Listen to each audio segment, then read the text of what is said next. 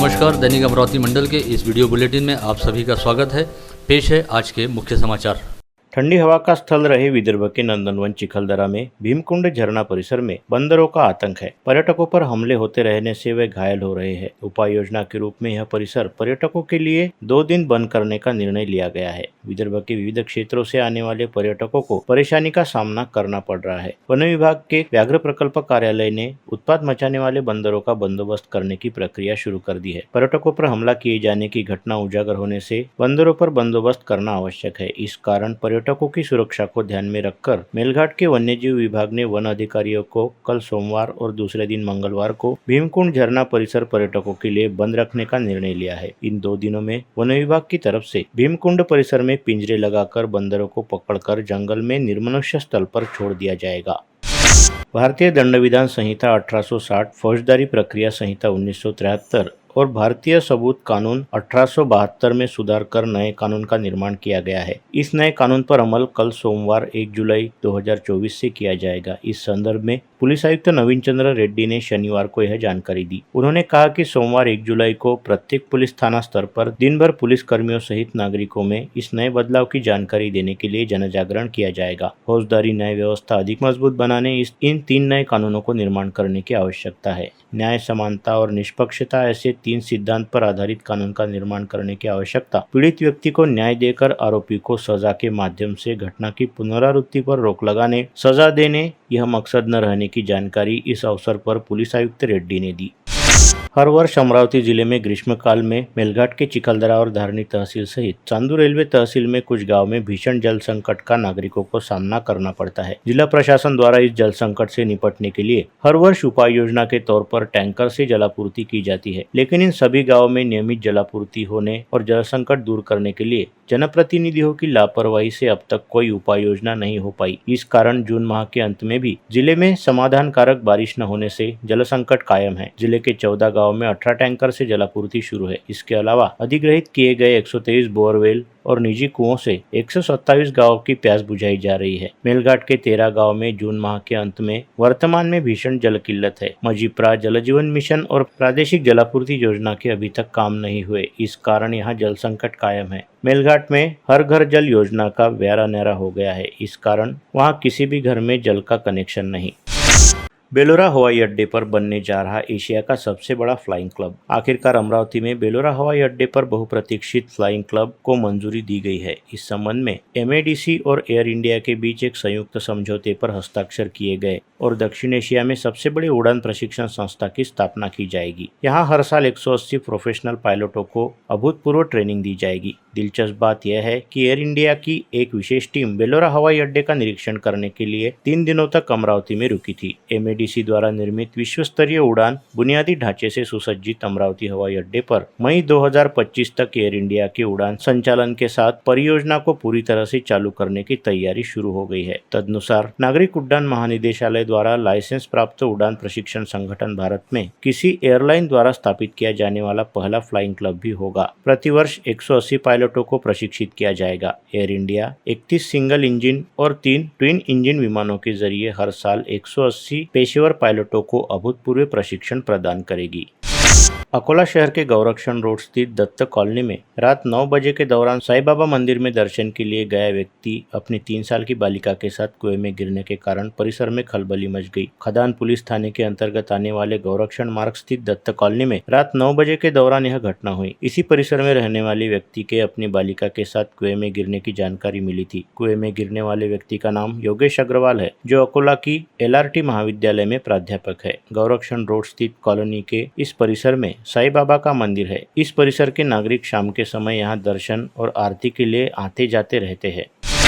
बटुक भाई ज्वेलर्स की ओर से शानदार प्रदर्शनी। अमरावती शहर में आज से प्रदर्शनी का आयोजन। बटुक भाई ज्वेलर्स नागपुर का एक ऐसा ब्रांड है जो सन 1968 से कार्यरत है। यहाँ के गहनों का अनोखापन उसके सराफा व्यवसाय को अलग पहचान देता है। यहाँ बनने वाला हर गहना एक दूसरे से अलग होता है, जिसके कारण वह विश्व में अपने आप सबसे यूनिक डिजाइन है। बटुक भाई ज्वेलर्स के माध्यम से आपके गहनों की शोभा बढ़ रही है यह कहना अनुचित नहीं होगा। यह बातें बटुकभाई ज्वेलर्स के संचालक मोहित सेठ ने कही। बटुकभाई ज्वेलर्स के संचालक मोहित सेठ ने बताया कि साल 1968 से दादाजी जयचंद सेठ ने बटुकभाई ज्वेलर्स की स्थापना की थी। उनके पश्चात दूसरी पीढ़ी के किशोर सेठ, भरत सेठ, राजेंद्र सेठ ने यह कारवा आगे बढ़ाया। अब तीसरी पीढ़ी से मैं इस पारंपरिक व्यवसाय को आगे बढ़ाने की कोशिश कर रहा हूं। विगत 7 से 8 सालों से पारिवारिक व्यवसाय में सक्रिय हूं। अब बटुकभाई ज्वेलर्स ने नागपुर में ही मल्टी ब्रांड शोरूम शुरू किया है, जिसमें उनकी खासियत ज्वेलरी के साथ ब्रांडेड कपड़े भी एक ही छत के नीचे उपलब्ध हो रहे हैं। लेटेस्ट वैरायटी, डिजाइन और बेहतरीन कीमत के कारण बटुकभाई ज्वेलर्स को ग्राहकों की पहली पसंदगी मिल रही है।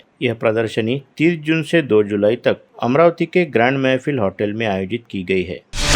वलगांव से आमला रेलवे स्टेशन रोड अत्यंत बदहाली में होने के कारण इस रोड के नवनिर्माण हेतु शासन की ओर से निधि आई, किंतु यह काम अभी भी पूर्ण नहीं हुआ, जिसके कारण रेलवे स्टेशन की ओर जाते समय नागरिकों व वाहन चालकों को काफी अड़चनों का सामना करना पड़ता है। इस रोड पर नागरिकों के अलावा किसान और यात्रियों का आना जाना लगा रहता है। इस अधूरी सड़क का निर्माण कार्य तत्काल पूर्ण होने की मांग को लेकर भाजपा ओबीसी मोर्चा महाराष्ट्र प्रदेश उपाध्यक्ष व प्रदेश कार्यकारिणी सदस्य रविराज देशमुख ने वलगांव के किसानों व ग्रामवासियों के साथ रेलवे स्टेशन प्रबंधक भारतीय रेल कार्यालय वलगांव को गत 14 जून को निवेदन सौंपा था।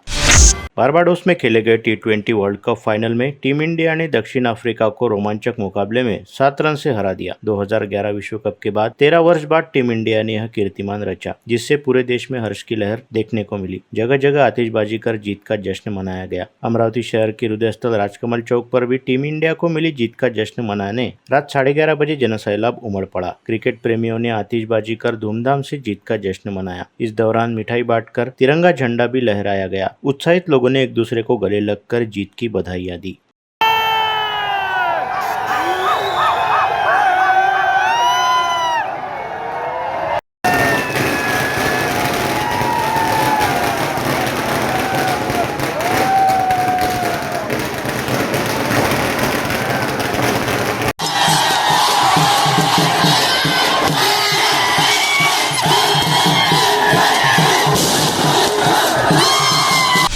केंद्र सरकार ने लोकसभा सभागृह में आपातकाल का निषेध करने वाला प्रस्ताव लाया था। इस बाबत कांग्रेस सांसद बलवंत वानखड़े ने केंद्र सरकार और भाजपा पर टिप्पणी करते हुए कहा कि वर्तमान में फिलहाल देश में अघोषित आपातकाल शुरू है। दो मुख्यमंत्रियों को जेल में डाला जाता है। ईडी और सीबीआई की तरफ से धमकाया जाता है। इस कारण उस समय के आपातकाल से भयंकर वर्तमान में अघोषित आपातकाल शुरू है। हाल में प्रधानमंत्री, लोकसभा अध्यक्ष और राष्ट्रपति ने आपातकाल का उल्लेख किया रहा, तो भी उस समय आपातकाल को आरएसएस के सरसंघ चालक ने समर्थन दिया था। इस कारण केंद्र सरकार उस आपातकाल का विचार न करते हुए वर्तमान के आपातकाल का विचार करे, ऐसा सांसद बलवंत वानखड़े ने कहते हुए भाजपा को आड़े हाथों लिया। जे त्या आणीबाणीचा उल्लेख करतात त्यापेक्षाही आज जी आणीबाणी चालू आहे देशात अघोषित, की राज्याचे राज्यातील 2 मुख्यमंत्री तुरुंगात डांबले जातात। ईडी, सीबीआय याचा फार मोठ्या प्रमाणात वापर करून लोकांना धमकावण्यात येते। भ्रष्टाचार खूप पोकाळलेला आहे आणि प्रत्येक बाब ही मनमानी चालू आहे। मी असं म्हणेल की त्या आणीबाणीपेक्षाही हे कितीतरी भयानक आणीबाणी आज अघोषित चालू आहे। याचा उल्लेख ते सध्या करत नाही, परंतु देशाचे पंतप्रधान मोदीजी आणि जे लोकसभेचे अध्यक्ष आहेत त्यांच्यासुद्धा भाषणात आणीबाणीचा उल्लेख आला। एवढंच नव्हे तर राष्ट्रपतींच्या अभिभाषणात सुद्धा आणीबाणीचा उल्लेख आहे। ते कदाचित विसरले असतील। या त्यावेळीच्या आणीबाणीला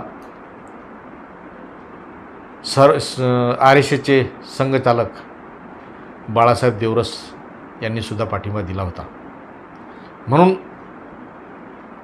त्या आणीबाणीचा विचार न करता या आणीबाणीचा आज केंद्र सरकारनं विचार करावा।